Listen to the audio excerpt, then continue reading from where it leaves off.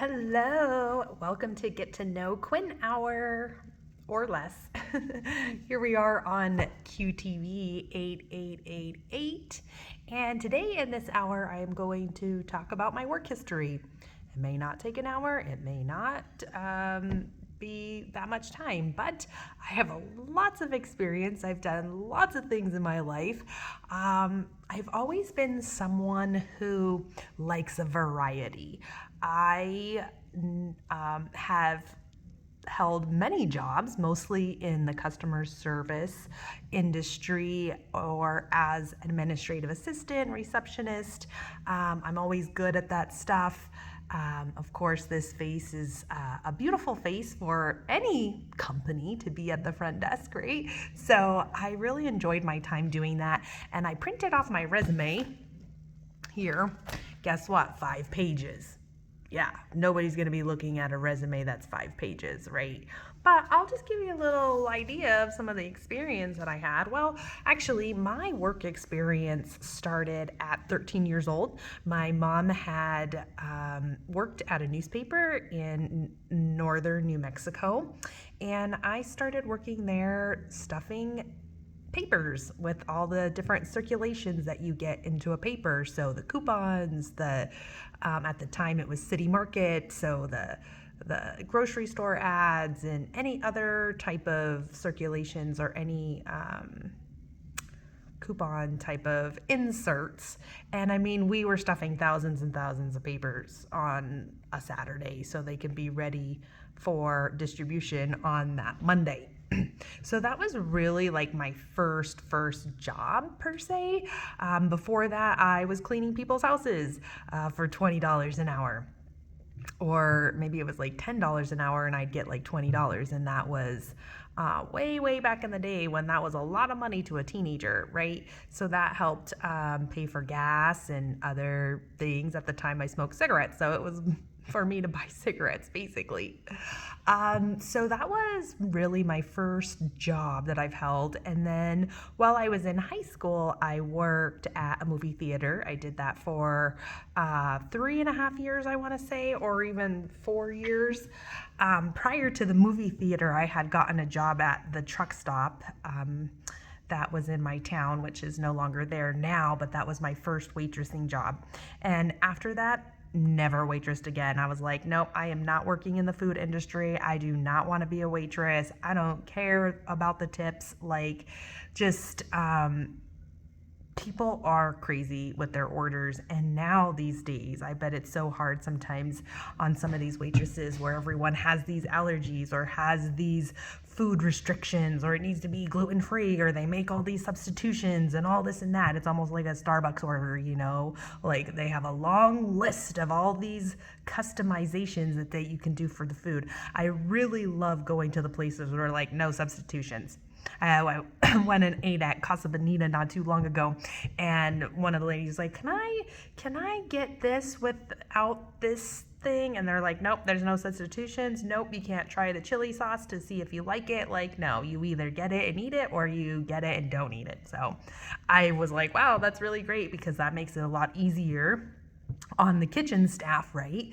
So after the truck stop job, I was like, yeah, never again am I working in the food industry. And I didn't. Like, I wanted to do like bartending or a cocktail waitress, but then I was like, I don't necessarily want to deal with drunk guys flirting with me or touching me or doing anything, because I would be somebody who would knock them the fuck out. So it'd like, you touch me and you're going to be thrown out of here, or you're going to get assaulted. So it's like, don't touch me. And I wasn't trying to deal with drunk guys.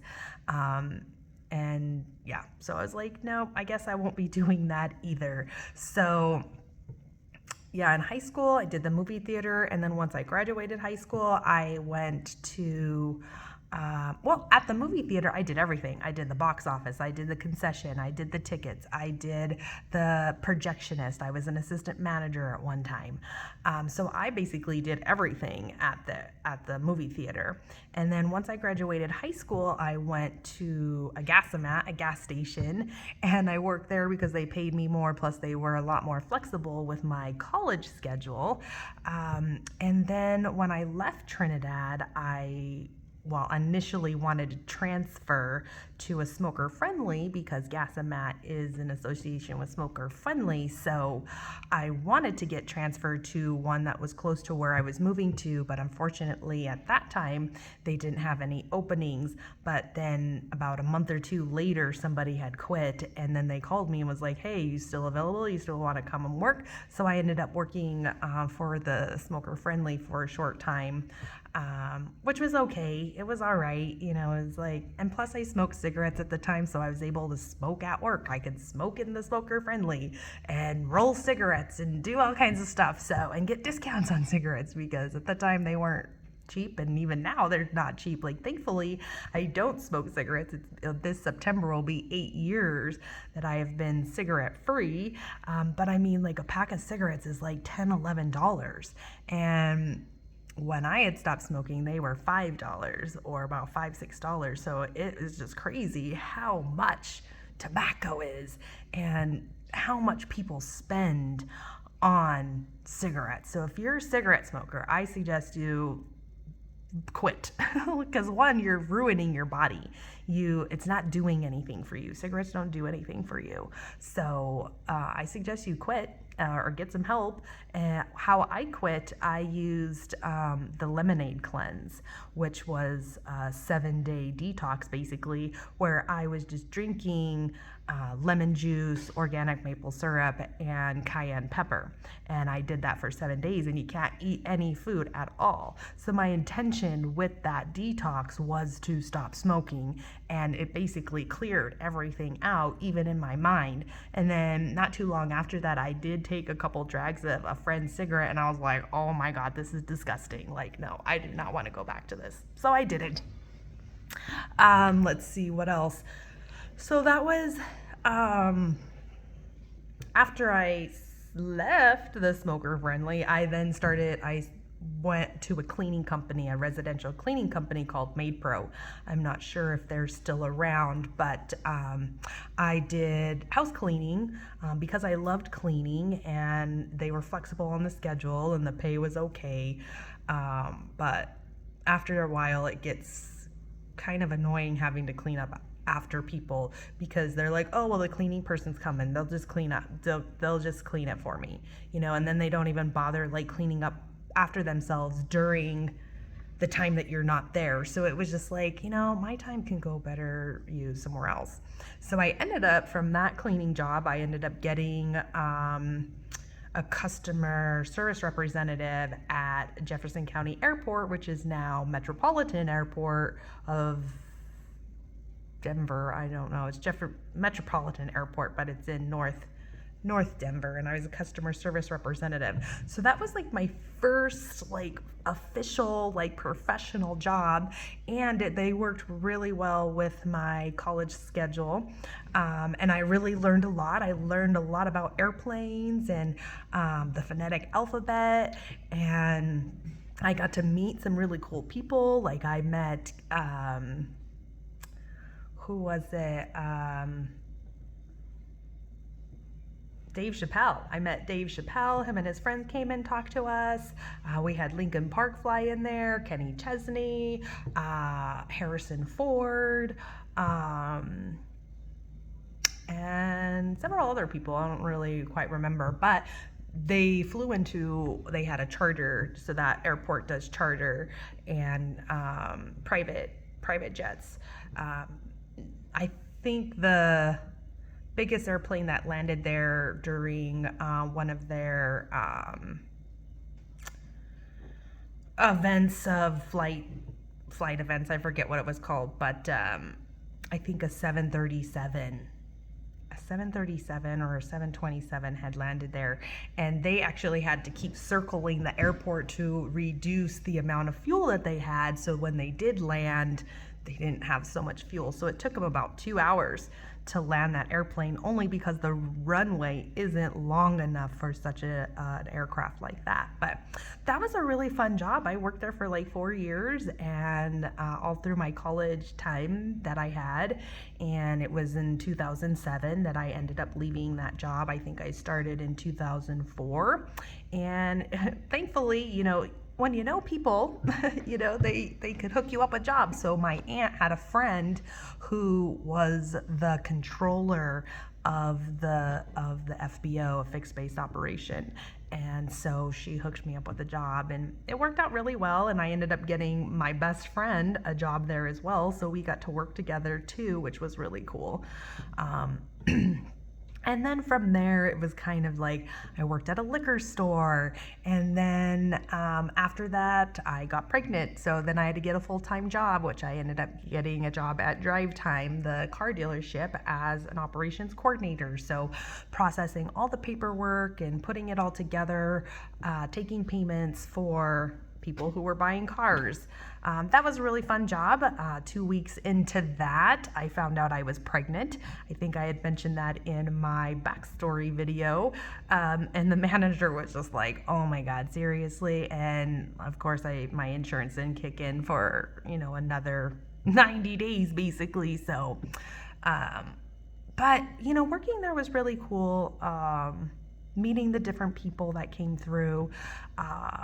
Some of the managers sucked. That made it really hard to work there, and there wasn't anywhere to go. Like, there wasn't anywhere to move up. Like, I applied several times to be a senior operations coordinator, but the thing is like, I feel like I've gotten passed over jobs or management positions. Like nobody's ever really given me the opportunity to be a manager in a sense.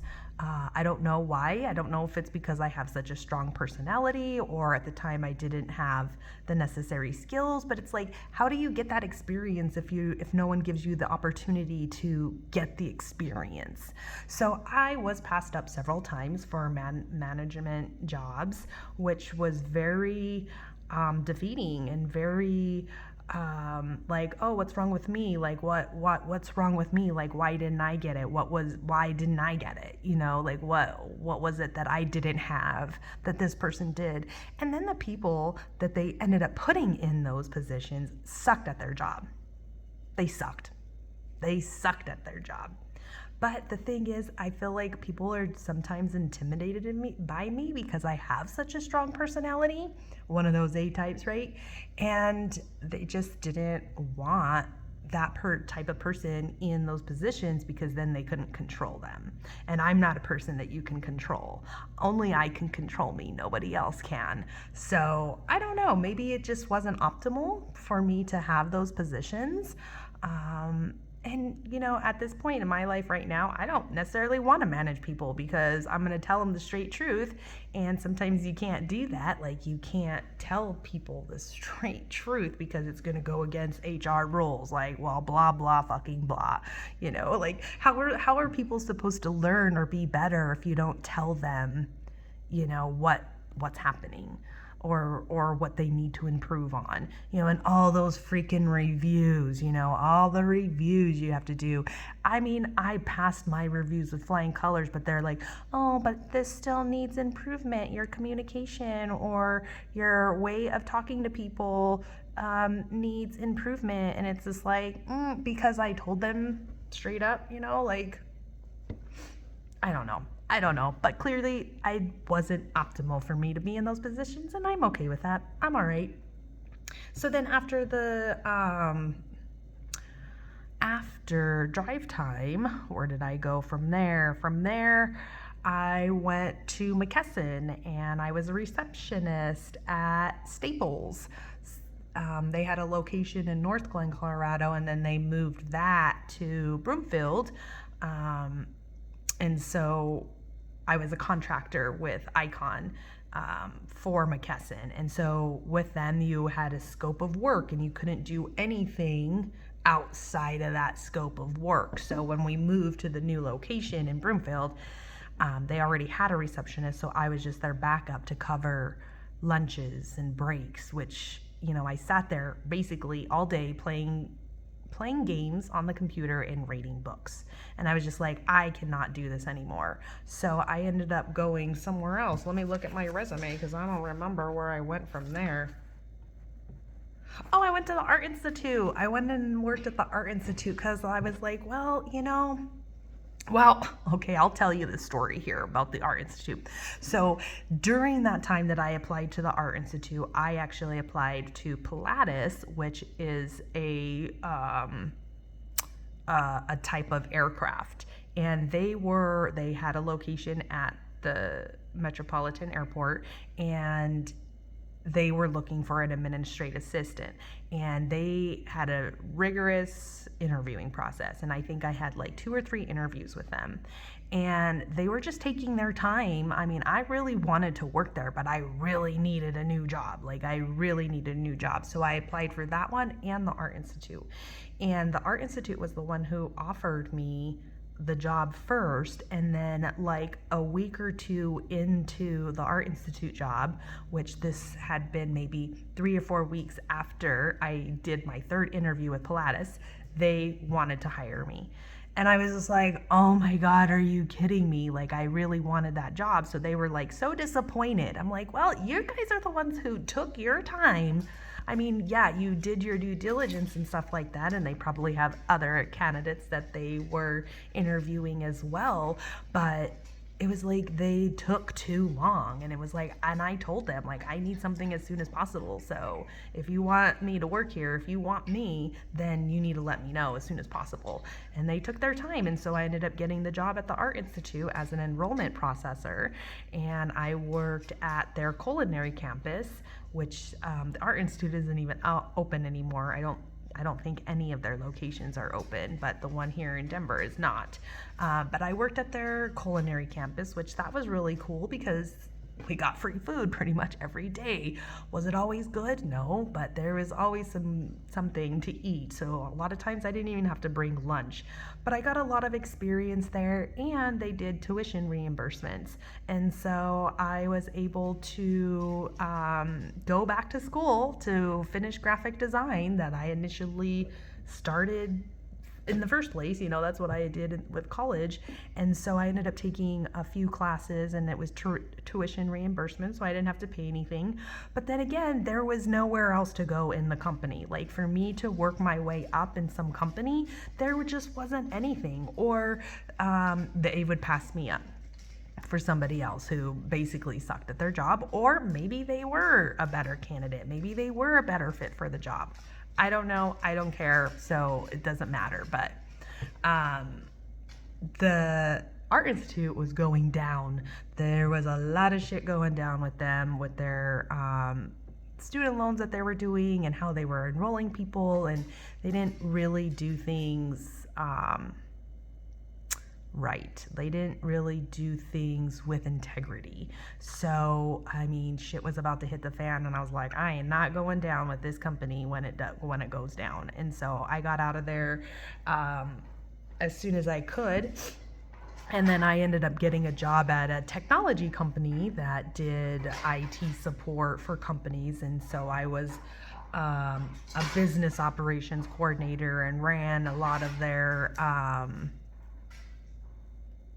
reports, and we were back office, so we handled all the back office stuff, which that didn't last very long because I think about a year into the position, like the main office was in Massachusetts, and they were ending their location here in Denver, and everyone was going to go work. Well, not everyone, mostly the techs were going to go work from home.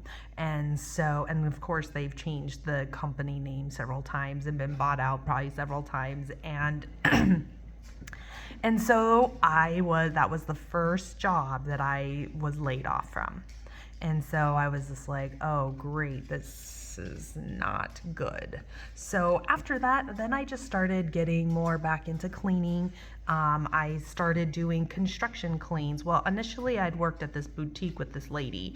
She had a little clothing boutique in Broomfield, and so I'd go work there a couple days a week, but it was like pretty boring because not many people came into the store. So it was like, I'm just sitting here doing nothing with my time, and I need to do stuff. And my dog is just walking around. Like every time I get on a video or every time I'm on a fucking call or something, she has to go and play. Like it's fucking playtime, and it's so annoying. So sorry about that. I'm annoyed with it.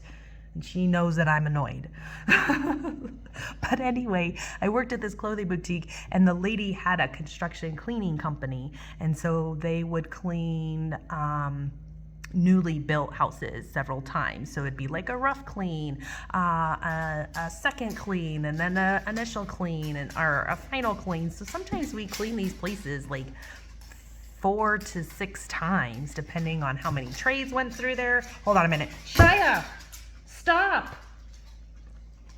Sorry about that, but it's annoying that she has to go and do this when I'm trying to do a video. Every other time she'll be laying doing nothing, and then the minute I'm doing something or on a video or on a call or on something, she has to fucking me do something, and it's annoying. But anyway, so I did this. So I started doing construction cleans, and I'll tell you, I have done every single possible clean that you could imagine. So construction cleans, residential cleans, Airbnb cleans. I mean, I'm a clean freak. I love to clean. And the construction cleans was a very hard job because a lot of times, you're cleaning up construction and there's fine drywall dust everywhere, fine dust. So it was a very, very labor intensive job. But I did that for a while. And where did I go from there?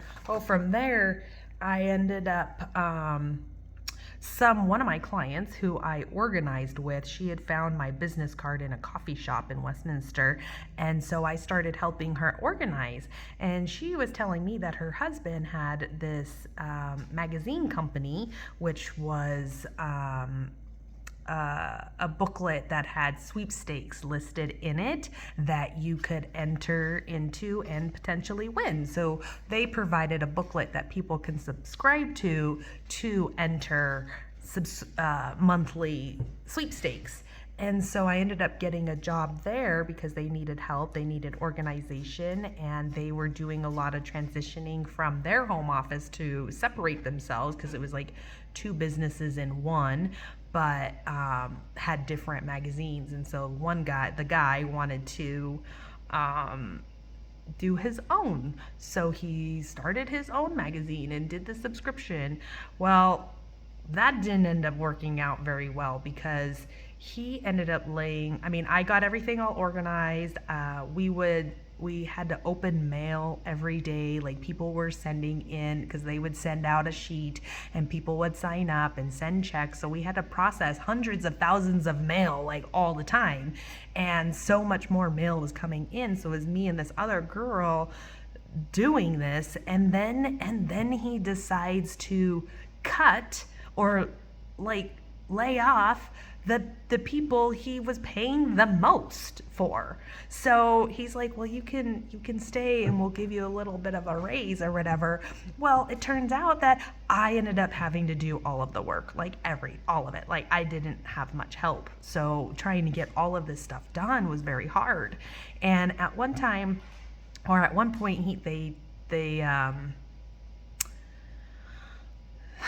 another location was taking care of the phone calls that would come in, because every day there was always a phone call about somebody saying something about because their target market was elderly people. So you know how naive some of them can be, and they're just writing checks and send them in thinking they're gonna win something or do something, but they don't realize that they're signing up for a magazine.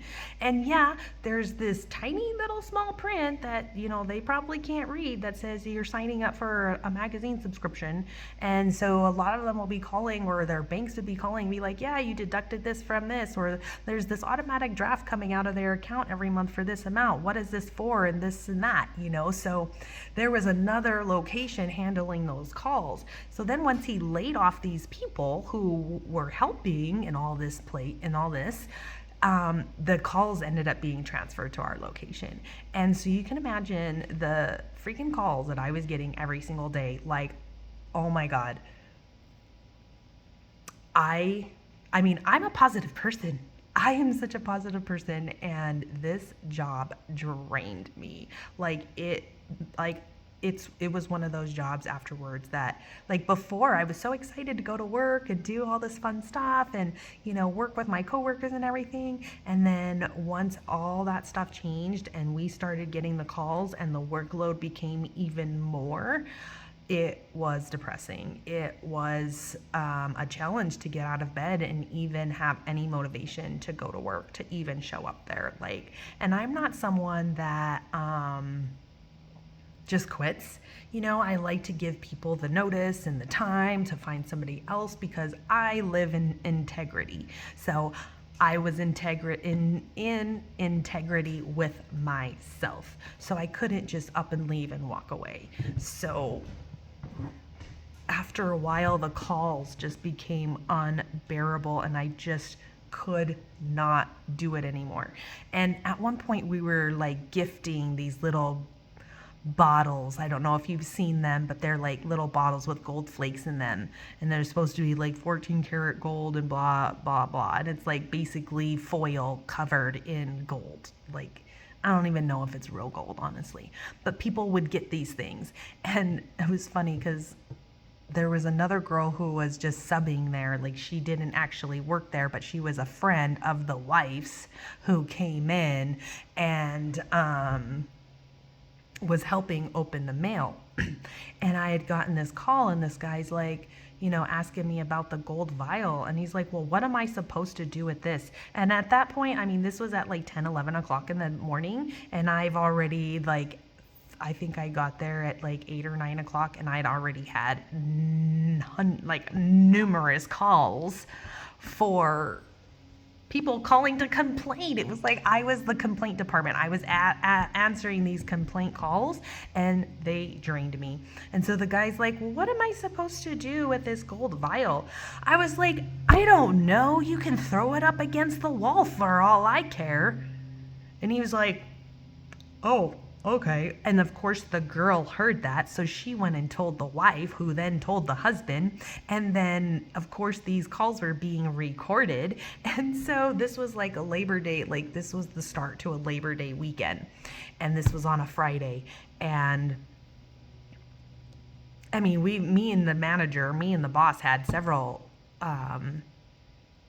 meetings about how to handle these calls better or how to talk to them, and it just was not integrity. It was not in alignment with my integrity or my values, and I was working there because I needed money, right? We do things for money. Like, we do crazy ass fucking things for money, and it's like, what the hell's wrong with us, right?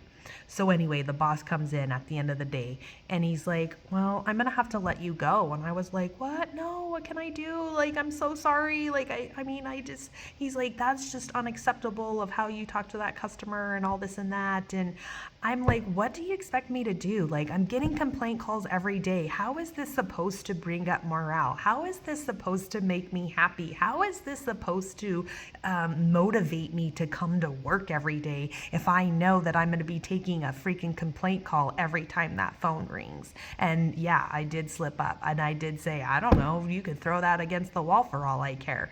And he's like, really did you have to say that? I'm like, no. And I'm over here pleading with him to be like, well, what can I do? And he's like, well, I've tried training you and all this and that. And he's like, that's just the way it is. That's what the job entails. And if you can't do it, then you need to leave. And and I was sitting there listening to him, and this was probably one of the most empowering moments that I had in my life, because I was listening and my intuition, oh my God, I want to cry about this because it's like, wow, Quinn, look how far you've come, But I was sitting there and I'm listening to him go on and on and on. And my intuition's like, Quinn, you need to get up and leave right now. Like, you need to leave now. And, he's going on and saying, oh, well, I don't know. I don't think we can work this out. And I was like, you know what? You're right. This just isn't the best place for me. I was like, thank you so much for this opportunity. I really appreciate all that you've done for me. And, thank you for the job. And you're right. This just isn't going to work. This isn't a good fit anymore. And you know what? That was the first time I ever really stood up for myself in a job, because I would just let people say whatever they need to say. And then I'd leave and then say what I wanted to say. But I was so proud of myself that I stood up, because I was like, you know what? You're right. You're right. This isn't going to work for me. And this just isn't going to work. And, best of luck to you. Like, good, and it was like, I left amicably. I grabbed my stuff. I didn't even go and say bye to anybody. I just basically got my stuff and left. And I got to my car, and I was driving out of the parking lot, and I just remember driving home crying all the way. But it was like such a relief, because I knew once that holiday was over, I wasn't going back to that job. So it was like my sanity was saved. Like, I was saved, and all I had to do was listen to my intuition and be like, yep, you're right. This isn't working. And even prior to that incident, I was unhappy. So my advice to you is, if you're unhappy in a job and you fucking hate going to it every day and you dread going there, get out now. Do yourself a favor and get out now. My dog is just so annoying right now. Get out now. Like, go find another job. There's something out there for you. Don't settle for something where you're not even being compensated enough, you're not being taken seriously, you're not valued for the work that you do. And especially if it's a fucking complaint department, like, get out now. Like, do it now. Save yourself, because you deserve to be in a position where you are valued, where you are paid well, and it's in alignment with your values and your integrity, and you're serving the world for good. Because honestly, that company was not. And I think it wasn't until maybe 3 years after I worked at that place that I ended up getting a call from the Better Business Bureau. And that company was being investigated because so many complaints were filed against them with the Better Business Bureau. And so I had to I didn't have to go to court or anything, but I had to go downtown and go on record telling my side of the story of what they did in that company, and how evasive, or how how they misled the wording in their forms that people filled out and sent back with money, and didn't realize that they were getting a subscription book. I mean, their forms read as if they were entering a sweepstakes when they weren't. It was just to get them to subscribe to the magazine. So I don't know what ended up happening after that. I don't know if there was any court, anything. I didn't have to go testify or anything like that. And the owner thought that he was doing a good job. I mean, he wasn't a bad person. And he wasn't trying to scam people, but he also didn't realize that what he was doing was wrong. It wasn't good. It was sketchy. So after that, I was just like, yeah, no. And then just from there, it just kind of that's from that business, because it was that was another one that I just couldn't do. I just couldn't stay in a job like that. And especially when it is detrimental to your mental health, and I was always questioning, is this even right? Is this for me? But because I needed money, I was a single mother, I had a house, I had a mortgage, I had all this fucking shit that I had to take care of, and I needed money, and he was paying me pretty damn good. Okay. And we were getting bonuses too. So, I mean, don't let money be the ruler of your life, because money will always be there. And it's also the relationship and the belief that you have about money. So don't don't degrade yourself or lower your standards just to make money. Okay? Just don't, because like, I mean, I don't want to judge these people, but like girls who go and basically sell their body for money. You know, like you see girls like, oh, I'll blow you or I'll have sex with you for money. Like I saw this thing on Facebook the other day where this guy goes up to this girl and she's like, well, you could blow or sex for money. And he's like, well, I don't really need any of that. I just need my truck washed. The girl did not want to wash his truck. She was willing to degrade herself and sell her body, her soul basically, for money, and chose not to wash the truck. It was like, I would have washed that fucking truck so good, like like if that was me. Or, you know, even like, I mean, people like doing this, but like even like strippers, you know, going and basically selling your body, selling your soul for money, you know. Like I just have way too much respect for myself, and sure, those girls probably have respect for themselves. They probably love themselves. Maybe they love doing that. Maybe they love shaking their ass for men. I don't know, you know, but I guess in a sense it's easy money. You know, all you got to do is dance and show off your body and you get thousands of dollars a day. I mean, hey, why not? But that just wasn't me. I value myself way too much to and my body way too much to be doing that. My body is sacred to me, and so not just anyone gets to see it, right? Not anyone gets to be near it or in it or any of that. So after that, I really went all in on my organizing business. And I was just like, I got to make this work. But I also needed a full-time job. So I've had so many jobs. There's things that are on my resume or that I don't even have on my resume. I've worked in so many different industries: car dealerships, art schools, airports, cleaning, like so much stuff. I like a variety of my life. Like I have never wanted to be one of those people, and not that this is bad or wrong or anything like that. So don't take that take that out of context, okay? But I've never wanted to be one of those people who stayed at a job for 30 or 40 years. Like, no, like doing the same thing for that long, day in and day out. And maybe you climb the corporate ladder, maybe you become an executive, like maybe, or you're just there because the benefits are good. Like, that's what people do. Like, oh, well, I can't leave my job because the benefits are so good, or I get paid so well, but you're unhappy, you hate your job, you hate your people that you work with, you don't like going to it, your attitude is poor, and you put on a fake smile every day to look like you're happy, but really deep inside you're fucking dying.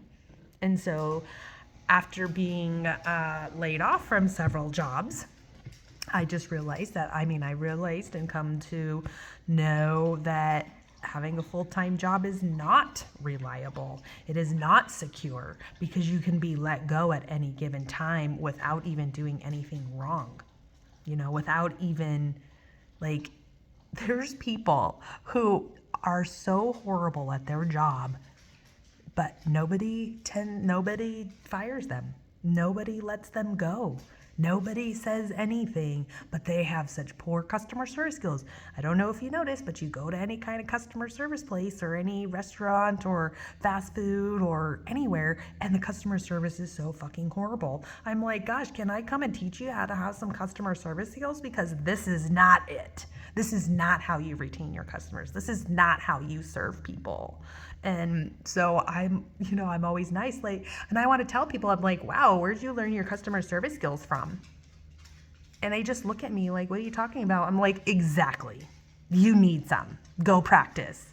When I was at McKesson and I wanted to get an get a supervisor job or a position with them, they had all of these trainings that you can go through and learn the skills that you need to learn to be in these positions. And so every day I was taking a different course. I was improving myself. I was improving my skills to be better, right? People don't do that these days. It's like they just like, this is what you get is what you see. Like, how can I take your order? Is that it? 1050, pull forward. Like, and then you expect me to fucking tip you? Like, tip you? No, no. And that's another thing too, this whole tipping thing. It's like, why should I tip you to pay to do your job? Nobody's tipping me on being a good fucking human because that's my job right here, you know? Nobody's tipping me to freaking count your auto parts. Ugh, it's so annoying. Like, I get so annoyed with customer service these days because it's so poor. And there's nobody that's stepping up to be like, let's make this better. Let's get you some better skills. Here's some required training that you need to do because I see that you don't really have those skills. So how do people learn if nobody's telling them anything, right? So that was that. And then after I just started doing side gigs, I was just like, I ain't getting no full-time job because they fucking suck. One, you know, like when I got a full-time job, my business suffered. Like I would work my business half-assed because I was working somebody else's job or in somebody else's business, right?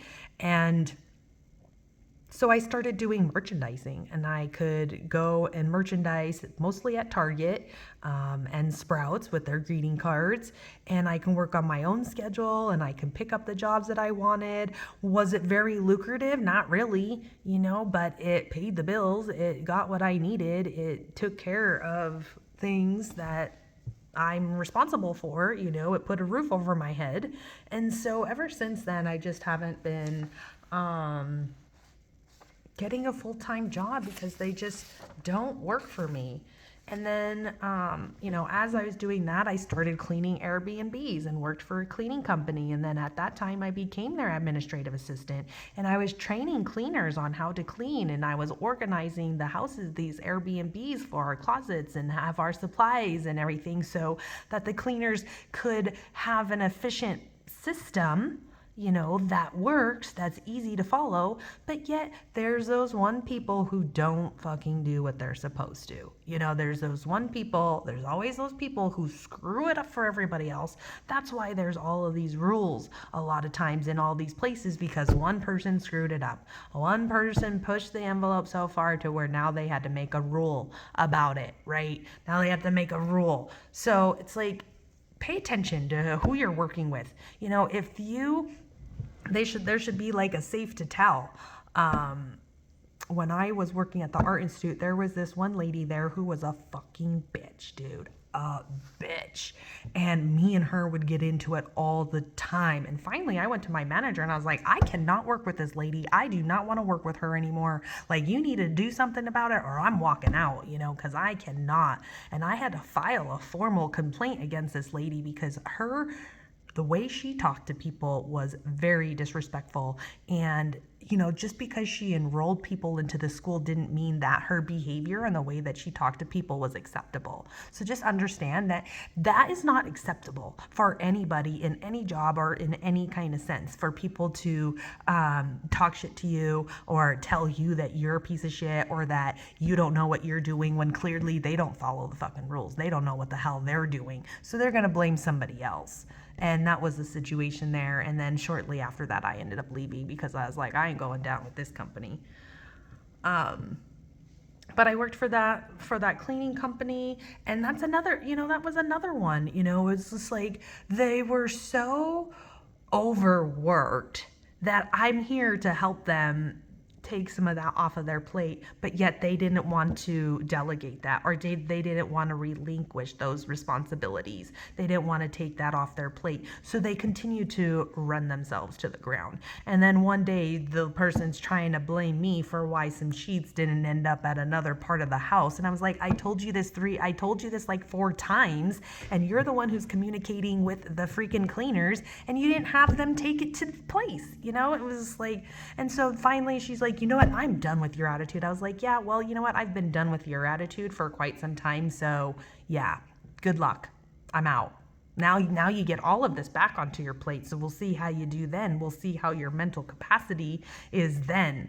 And it's just like, people, you got to stand up for yourself, because there will be people that will walk all over you. They will try and make you feel like you're the bad person, like you did something wrong, because they don't want to acknowledge their own irresponsibility or their part in why something didn't get done, or their lack of awareness, or their lack of following up, because they're so overworked. They have so much on their plate that they can't keep their shit together. But they're going to blame you, right? Or they're going to blame me and make me feel like I'm the bad person, like I did something wrong, when really, in fact, I didn't, because I kept reminding her and reminding her and reminding her.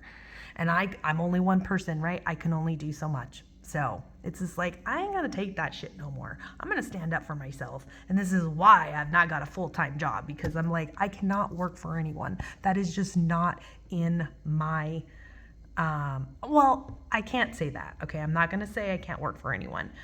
It has to be in alignment with me and my values. It has to be something that I really enjoy doing and that I'm going to love going and doing and helping. But it's not just going to be some job just to get, just to make money, just to get money, just to have a consistent paycheck coming in every week, every 2 weeks.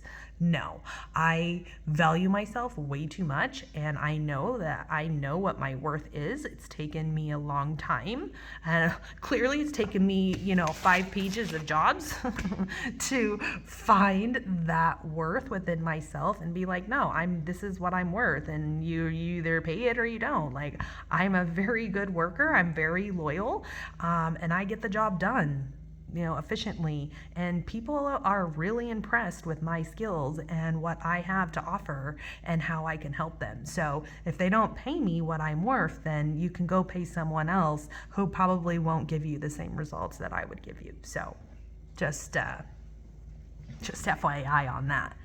And then, so that was the cleaning job. Once I stopped the cleaning, then I went to Shipt, which is personal shopping. I started doing that because I can work on my own schedule. I can pick up my own jobs.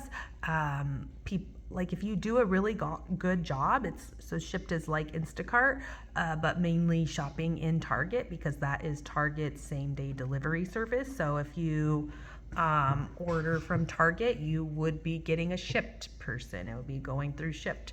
So, but then even that, I did that for about 3 years.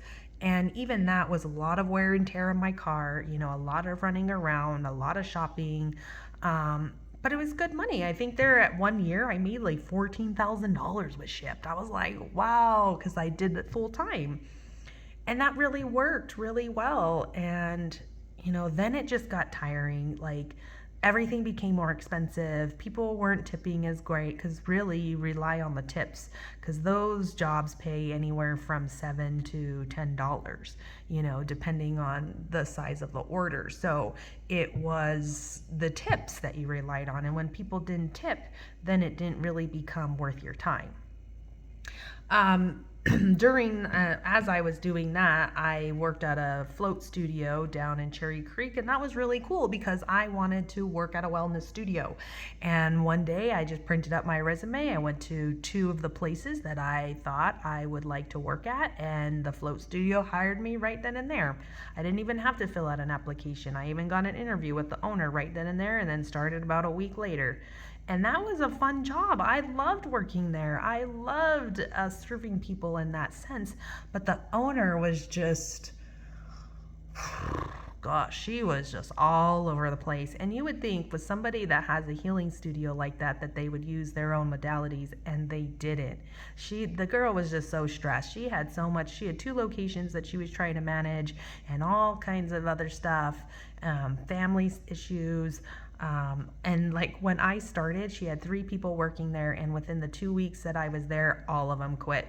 All of them were quitting. All of them were going and doing different things. One graduated college, another one was moving to another state, and then another one was going on some kind of summer gardening thing in Colorado somewhere. I don't know. But then it was just me and her, and then we were trying to hire people to fill these spots, and oh god, it was kind of a nightmare. And the lady freaked out on me one day. And you know what? If it was a Quinn before, I would have told her to fuck off and walked out. You think she would go camping on that 4th of July? Hell no, because she'd be sitting here waiting. Or she'd be closing and losing money because she wouldn't have nobody to work with. And she did hire a lady or a girl and made her cry. Like every single day that girl was going home crying. And so she left and was like, yeah, I ain't coming back. And that girl was there for like a week, 2 weeks. And here I am still here, like holding myself together, like, gosh, how long am I gonna stay, you know? And so the lady freaked out on me one day and yelled at me, and I just sat there and let her yell at me. And like once she left, a customer came in, and I tried so hard not to break down and cry, because I don't like confrontation at all. I do not like confrontation, and so I like to have as much peace as possible, or communicate properly. To discuss what the issue is. And she just yelled at me because I didn't make a phone call right then and there about a fucking parking lot. When I'd already talked to the guy, I'd already called him earlier in the day to let him know that. So she freaked out, and I just sat there and I was like, yeah, no, I'm like, I'll stick it out until the end of this pay period because I needed the money for rent. And after the 4th of July weekend happened, we come back, and the lady didn't even acknowledge me. She had 2 other girls starting, and I'm like, yeah, good luck. Now you get to deal with her. Like, she was a basket case. Like, she was fucking out there. But anyway, she didn't even acknowledge me. She was a very passive aggressive person. And I was like, oh, hey, we need to talk. And she's like, oh, okay, I'll meet you in the room over here. And so we get into the room, and she's like, if you ever talk to me like that again in front of any new employees or customers, I will fire your ass real quick. And I was like, oh, hell no. I was like, well, I hate to inform you that I'm putting in my resignation right now, and like right now is my last day. Like, I'm not coming back here. And she's like, well, I thought we could move past this. I was like, no, because you would have done it over again. You would have did it again, and then I would have said something, and I would have stood up for myself, and I would have walked out on you. And I was like, I would rather save myself and keep myself in integrity than lower myself and lower my energy to you. And she's like, oh, well, you were worth the investment. And I'm like, I didn't know if I should be offended or say thank you. And I was like, thanks? Like, good fucking luck. Good luck and good riddance. And that place ended up closing last year. So I would have been out of a job anyway if I would have stayed, because it closed last summer. So I was just like, this is why I don't have full-time jobs. And then from there, I went to work at a crystal store, and that was fun. Like, I helped them organize their inventory, and we did a whole count of inventory and really helped them do that. But the location was way off of the beaten path. Like, it was not in a place where lots of foot traffic came in. So a lot of people didn't even know that place even existed because it was so far back from the traffic. And I mean, I worked there for several months, helped them do their inventory, organize, but I basically sat there and did nothing. And I'm not a person who can't just sit there and do nothing. I need to stay busy, or else it's not worth my time. And then after that, so that was pretty much the last of that. And then was it last year? So that was in 23 that I did that. And then last year I worked at Kohl's, for a seasonal position. And that was really fun because I love Kohl's. I love shopping at Kohl's. And it was quite the experience. I got some retail experience. I got discounts. I mean, it paid for all of my Christmas.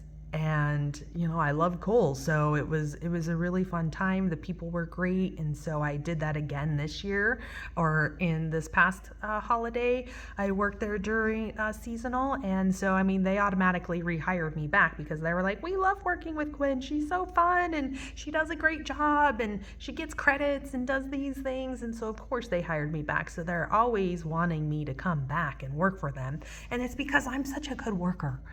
I do such a good job. Like, I value the work that I do. Like, I stand behind the work that I do. And that's why I do so many things, because life is boring if you just stick with one thing. For me, okay, anybody else may not feel that way. Maybe they're like, no, one thing is all I love to do, and I go to work, I do my work, and I come home. But me, I like to keep life interesting. And so that's why I've had such a variety of jobs, such a variety of skills, or such a variety of positions that I've held, because I like to keep things interesting. I like life in general, has to be interesting, because then it just becomes monotonous. Then it becomes boring. And then you start questioning, like, why am I even doing this? What is my purpose? And that was one of the things that I learned, was what my purpose is. And that's why I transformed my organizing business into a transformational business, where I am helping you transform your home and your life one space at a time. So that I love doing that, because it's something different every day. I'm working with a different client every day. I'm working in a different home every day. Another thing that I also do on the side is auto parts inventory, where, that could happen several times a month. There could be some of those audits several times a month. And I will go with several others, with a group of us, will go and we will count their auto parts. So they can have, their inventory for the year, or have an accurate count of what they have on hand.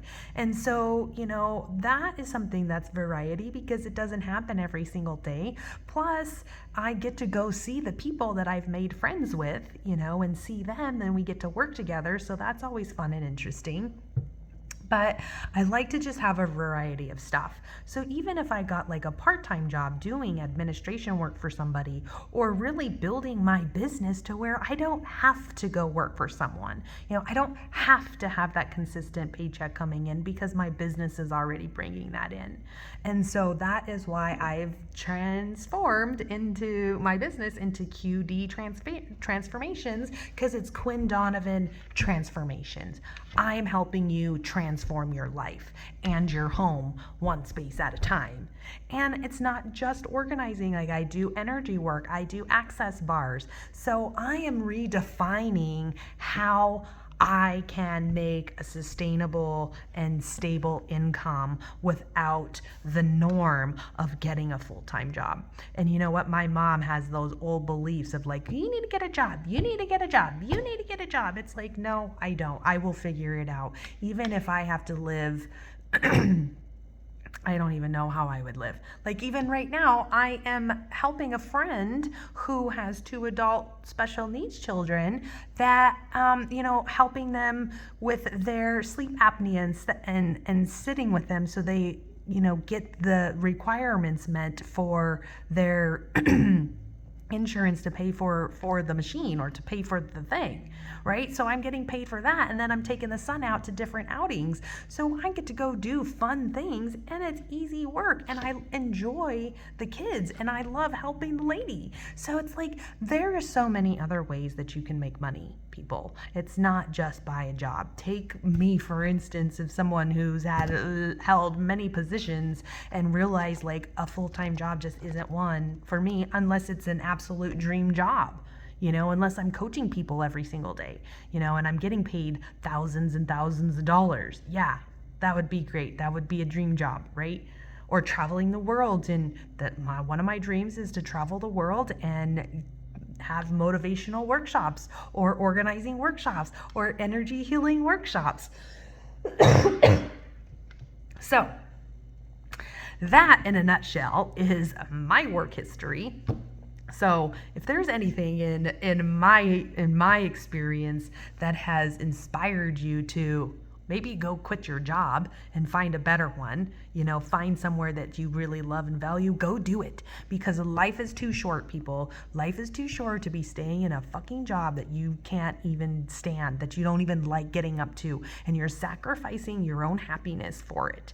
And there's much more out there that you can do.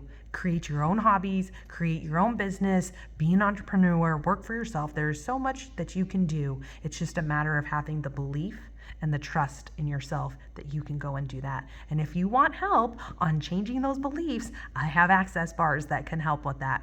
You want help changing those beliefs, I do transformational coaching and can help you with those mindset shifts. If you are so disorganized and you can't even get clear on what you want because your house is such a fucking mess, I can help you organize with that. So thank you so much for watching this hour of Get to Know Quinn in the work history. And if there's anything that I can do for you that would help make your life better, contact me, because I would love to connect with you and see how my skills and my services and my experience can help make you and your life better. So thank you for watching, and I'll see you next week. Bye-bye.